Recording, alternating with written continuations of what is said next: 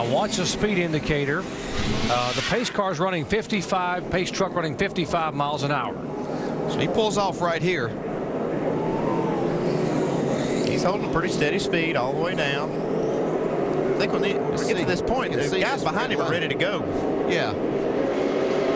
Like I say, they're just anticipating. They know basically all the drivers know where those two red lines are, and you're thinking that that's where that leader is going to take off, but he doesn't have to do that. So he was just kind of shaking things up a little bit, and that's really his prerogative to do that. Yeah, part of the perks of being a leader, you start the race. Yes. You restart the race. That's right. Yeah, only on the initial green flag of the race is whenever the starter starts the race. Listening to David Rudeman, who got a little bit of a pop from behind on that restart. They don't do something to 18 for that crap. You with the 17 spotter, man. Tell them I'm sorry about that. I said, did we get killed on the right recorder, Sean? Okay, let's try this one more time here. Here they come down, and the pace truck will pull away. See if everybody can make another lap here. Listen in to the spotters again as we go full throttle. Be ready. He'll go quick this time. Be ready. Ready, green, green, green. Everything's good.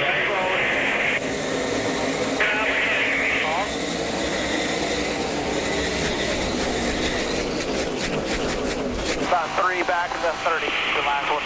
Car inside there, you're all clear. First lapper coming up on him quick on the bottom. 2 lappers on the bottom. Clear. Still there, all clear. Good job. You're clear by 3, you're clear by 3. There. Still inside. You're clear. Another one coming. Coming up on the side. You're all clear, nothing behind you. Purple and a black. Looking inside, 30. Clear by side. Back to the 60. Clear low, half. First 8 cars separated single filed, and then a little gap back to 9th and 10th. Clint Boyer, there's a 2 car being passed by Marcus Ambrose. That's 14th spot. Yeah, back in 15. That's a long way back. A lot further back than he'd like to be. At this point in time of the races, we're just past halfway.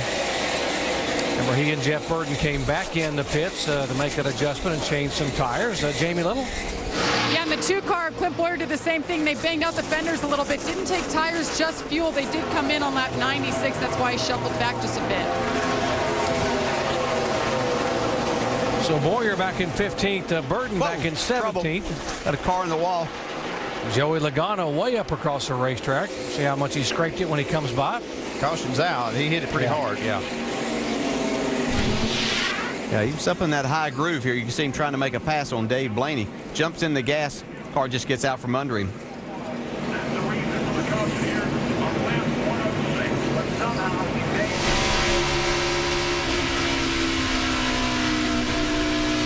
Logano getting the throttle and car just gets loose. Another hard lesson learned. Yeah, he's finding out how treacherous this racetrack can be. A lot of guys have found that out the hard way. Caution number 7.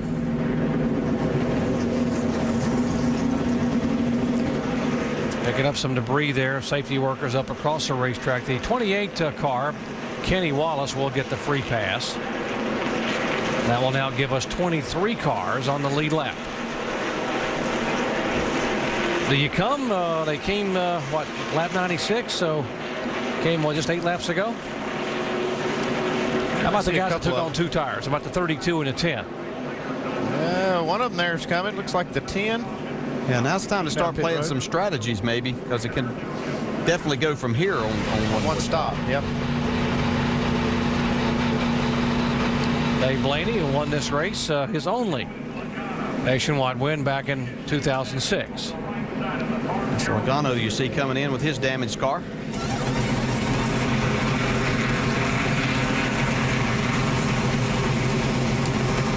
Checking the 10 pits, Dave.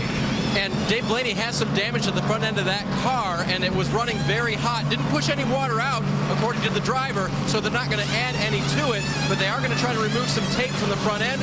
They're going to put a set of sticker tires on here, save a pair that they scuffed during practice for the end. Now the tape coming off the front grille just a strip down the middle, and now they're going to pull some more off the front of that car, but it may have happened on that restart when everybody got stacked up together. It's a good move bringing this car down pit road because it would have run hot. See how that hood's mashed down? No air hardly gets in that opening when you have it mashed down like that. So these guys did the right thing by coming in. It's taking a lot of tape off of it, though. They're going to have to be careful not to hurt the handling too much. I know that you can't run it hot, but you have to be careful not getting too much off. You should be flying the nose then.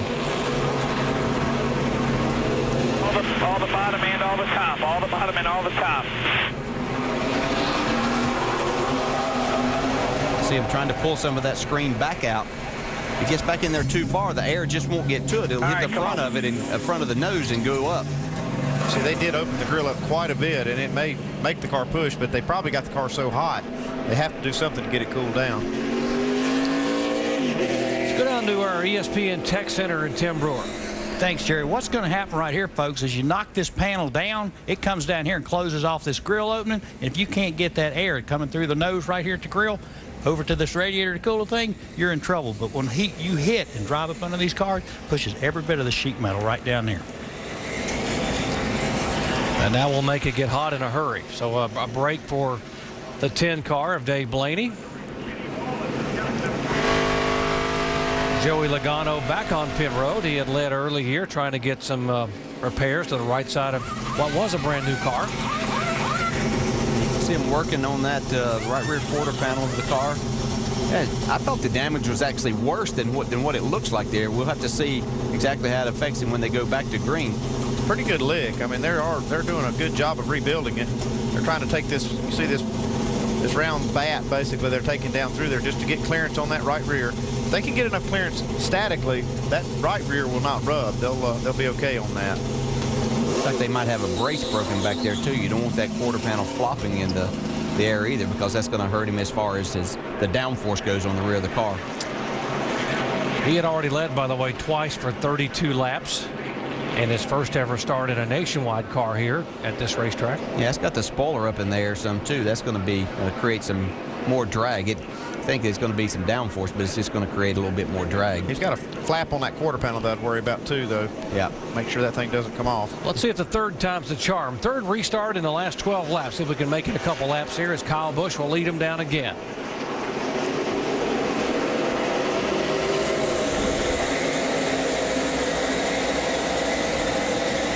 Kyle Busch getting away on the start on the jump, but Mike Bliss was able to stay right with him on that last little short run we had. Brian Vickers hanging there just like you talked about. A very impressive run. They had no laps on this race car. He crashed in qualifying, brought the backup out, and it's up in the top 5. See Carl Edwards trying to work the inside, but he gets a little bit loose as he goes up the racetrack. Opens the door for David Reagan to take that spot away. David will pull on the inside of him, and Kevin Harvick will watch from behind.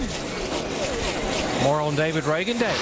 And that is the same car he finished so well with at Kansas 2 weeks ago. They basically changed everything or looked at everything that moved on that car suspension-wise. And the hardest thing about getting this car prepared for this week was flipping the paint scheme. Same sponsor, but this is a primarily black paint scheme. They took it down to primer, repainted it, re-decaled it. And that took the longest time of all, but it's a very good race car for Reagan. Indeed, very good. And Reagan now trying to move in on Vickers. Remember, the 32 car only took 2 tires so that lap 96 stop. Here is Carl Edwards trying to reel in the 2 car in terms of the championship. Right now, Carl is 160 points back. He started the day, this race, 196 back because Carl is running second and the 2 car is back in 13th position. There's Boyer. Yeah, back in a lot of traffic right now, but trying to make his way forward. See Marcus Ambrose right in front. There's Brad Keselowski. Kelly Byers. He just needs to be cool right here. He doesn't need to make anything happen. Just needs to try to work through this methodically. Yeah, you said it right at the beginning of the show. They just don't need to do anything wrong. They don't, they don't have to win every race. They're in position and in position to kind of guide and make everything happen here. They're in the spot where everybody has to chase them down. They do everything right like they are very capable and have done to this point, and they can be champions in a few weeks. Carl wanted to make up about 35 or 40 points a race over these final 5 races and be able, he thought he would be there. He would indeed, and right now he is gained by some 35 points from where he was when the race began. This Carfax telemetry, you can see just how much throttle these cars can run. So he gets out of the throttle here, goes back to it pretty well hard, just wide open. Whoa, just about gets in the back of Marcus Ambrose.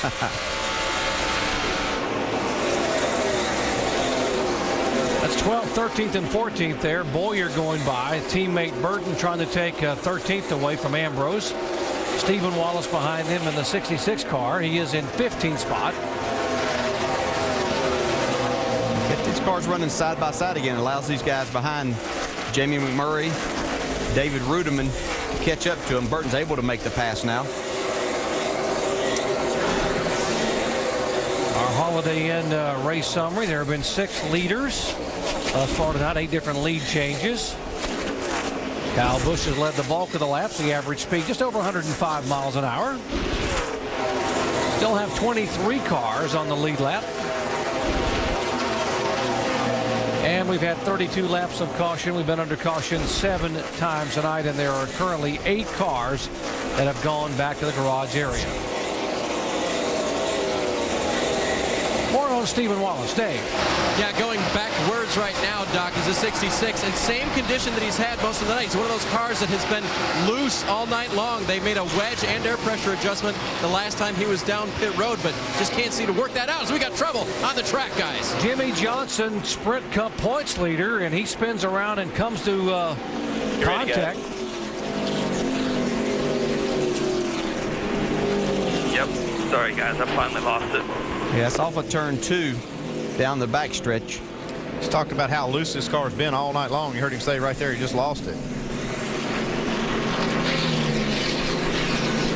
Pretty tore up, guys. All right, let's go to the garage. Jimmie making only his 4th start of the year.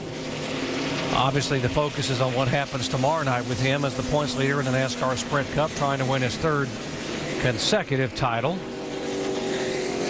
But likewise wanted to win for the first time at what is considered to be his home and favorite track in the Nationwide car. Here's what happened. You see him off turn 2 there, just gets, as he said, got away from him. Tries to save it here. Ooh, Brad Keselowski does a great job of missing him, but he can't keep it out of the inside wall.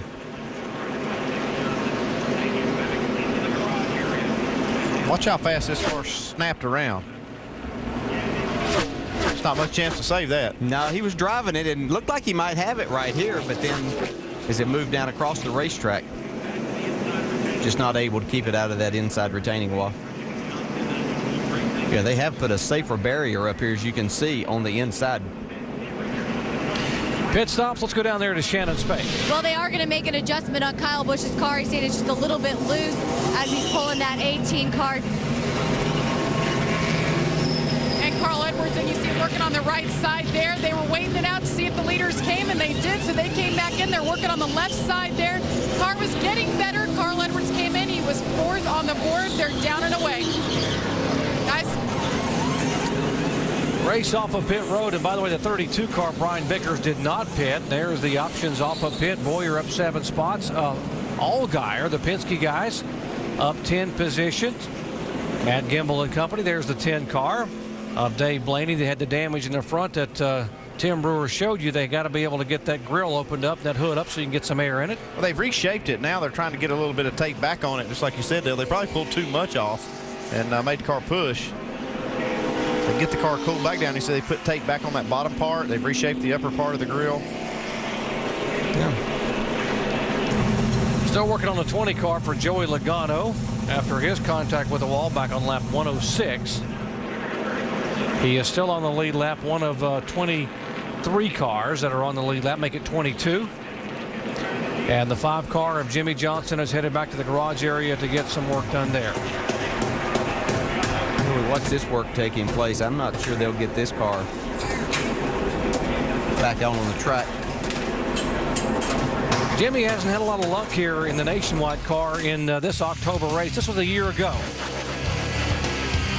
Also in turn 2, that turn's not been very friendly to Jimmie, at least in the Nationwide series. This one here took a few more guys with him. Yeah, 6 car crash back last October involved the driver that ended up winning the NASCAR Nationwide Series title. Let's go down to Mike. And catching up